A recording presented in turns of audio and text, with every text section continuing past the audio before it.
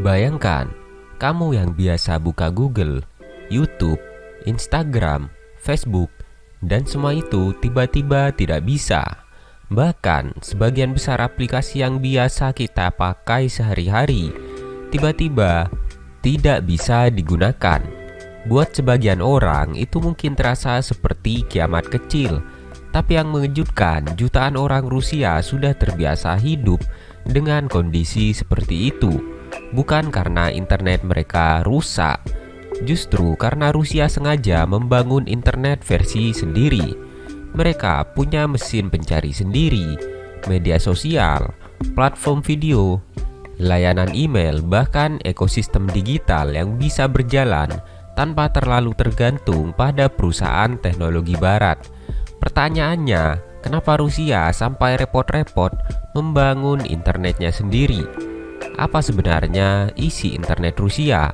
Apakah benar-benar berbeda dengan internet yang kita gunakan? Di video kali ini kita akan membahas semuanya, mulai dari sejarahnya, alasan dibalik pembangunannya, sampai bagaimana kehidupan digital masyarakat Rusia saat ini. Kalau kamu suka pembahasan tentang teknologi, geopolitik, dan fakta-fakta unik dunia, jangan lupa subscribe karena masih banyak video menarik lainnya di channel ini. Banyak orang mengira sejak dulu Rusia punya internet sendiri, padahal kenyataannya tidak.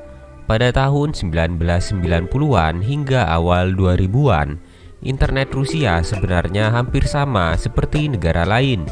Google berkembang dengan cepat, YouTube menjadi platform video favorit, Facebook mulai digunakan, Twitter makin populer, Windows mendominasi komputer.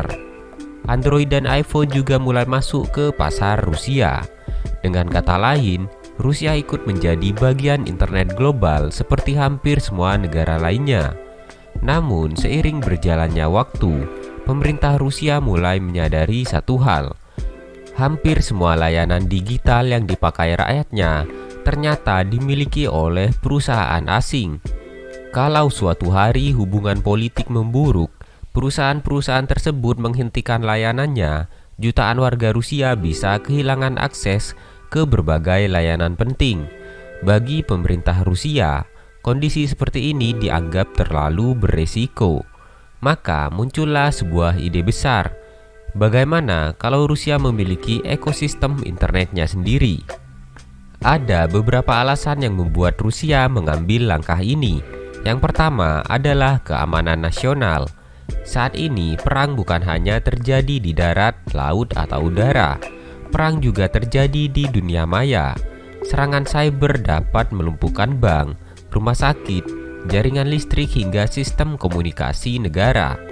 Kalau semua infrastruktur digital bergantung pada perusahaan luar negeri, maka Rusia merasa posisinya menjadi lebih rentan. Alasan kedua adalah ketegangan geopolitik. Hubungan Rusia dengan negara-negara barat sudah lama mengalami pasang surut. Setelah berbagai konflik dan sanksi internasional, banyak perusahaan teknologi barat mengurangi bahkan menghentikan sebagian layanannya di Rusia. Kondisi ini semakin memperkuat keyakinan pemerintah bahwa mereka membutuhkan alternatif lokal. Alasan ketiga adalah kedaulatan digital.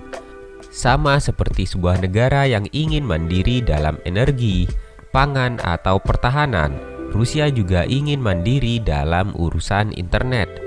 Mereka ingin memiliki server sendiri, pusat data sendiri, layanan cloud sendiri, dan perusahaan teknologi yang bisa memenuhi kebutuhan masyarakat tanpa bergantung pada negara lain. Dan alasan terakhir yang paling sering diperdebatkan adalah kontrol informasi. Pemerintah Rusia mengatakan bahwa pengawasan internet diperlukan untuk menjaga stabilitas, mencegah penyebaran terorisme, ekstremisme, dan berita palsu. Namun, para pengkritik menilai kebijakan tersebut juga membuat pemerintah lebih mudah membatasi akses terhadap informasi dan media yang tidak sejalan dengan kebijakannya.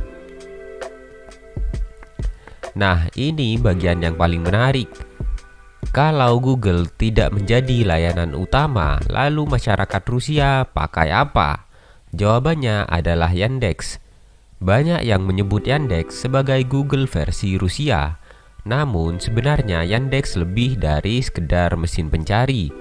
Di dalamnya ada layanan peta, email, penyimpanan cloud, navigasi, penerjemah, AI, hingga layanan transportasi online. Lalu media sosial, kalau orang-orang global dan Indonesia mengenal Facebook atau Instagram, di Rusia banyak orang menggunakan VKontakte atau lebih dikenal dengan VK. Fiturnya hampir sama, bisa membuat postingan, mengobrol, membuat komunitas hingga berbagi video dan musik. Untuk layanan video, ada Rutube. Platform ini dikembangkan sebagai alternatif YouTube, meskipun jumlah kreator dan penontonnya masih belum sebesar YouTube. Kemudian ada Mail.ru, salah satu layanan email terbesar di Rusia. Untuk belanja online, masyarakat Rusia memiliki Ozon dan Wildberries, dua platform e-commerce raksasa yang melayani jutaan transaksi setiap hari. Kalau ingin memesan taksi, mereka menggunakan Yandex.Go. Kalau ingin melihat peta, mereka memakai Yandex Maps. Kalau ingin mencari berita, ada berbagai portal berita lokal yang memang ditujukan untuk pengguna Rusia. Artinya, hampir semua kebutuhan digital masyarakat Rusia sudah memiliki alternatif buatan dalam negeri. Meskipun sering disebut memiliki internet sendiri, sebenarnya Rusia belum benar-benar terpisah dari internet global. Masyarakat Rusia masih dapat mengakses banyak situs internasional, meskipun beberapa layanan dibatasi atau tidak lagi beroperasi penuh. Di sisi lain, pemerintah juga memiliki sistem yang memungkinkan lalu lintas internet domestik tetap berjalan apabila koneksi internasional terganggu. Inilah yang sering disebut sebagai RUNET atau Internet Nasional Rusia. Tujuan utamanya adalah memastikan layanan penting seperti bank, pemerintahan, komunikasi, dan berbagai layanan digital tetap berfungsi meskipun terjadi gangguan dari luar negeri. Dengan kata lain, RUNET bukan internet yang benar-benar berbeda, melainkan sebuah sistem yang membuat Rusia lebih mandiri dalam mengelola jaringan internetnya.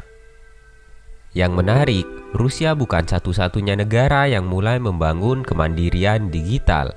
Beberapa negara lain juga mulai memperkuat pusat data nasional, mengembangkan layanan cloud lokal, sistem pembayaran sendiri hingga aplikasi buatan dalam negeri. Hal ini memunculkan sebuah pertanyaan besar. Apakah di masa depan, internet masih akan menjadi satu jaringan global, atau justru akan terbagi menjadi beberapa internet nasional yang memiliki aturan dan layanan masing-masing? Kalau tren ini terus berkembang, mungkin suatu hari pengalaman menggunakan internet di setiap negara akan semakin berbeda. Dan Rusia menjadi salah satu contoh paling nyata bagaimana sebuah negara mencoba membangun ekosistem digitalnya sendiri. Dulu, internet diciptakan agar seluruh dunia bisa saling terhubung. Namun sekarang, internet juga menjadi bagian dari persaingan teknologi, ekonomi, dan geopolitik. Rusia memilih membangun internetnya sendiri agar lebih mandiri, lebih tahan terhadap tekanan dari luar, sekaligus memiliki kontrol lebih terhadap infrastrukturnya. Meski masih terhubung dengan internet global, Rusia kini memiliki fondasi yang memungkinkan banyak layanan digitalnya tetap berjalan secara mandiri. Bagaimana menurut kalian? Kalau Indonesia suatu hari memiliki mesin pencari, media sosial, dan internet nasional sendiri, apakah itu akan menjadi langkah maju atau justru membawa tantangan baru? Tulis pendapat kalian di kolom komentar.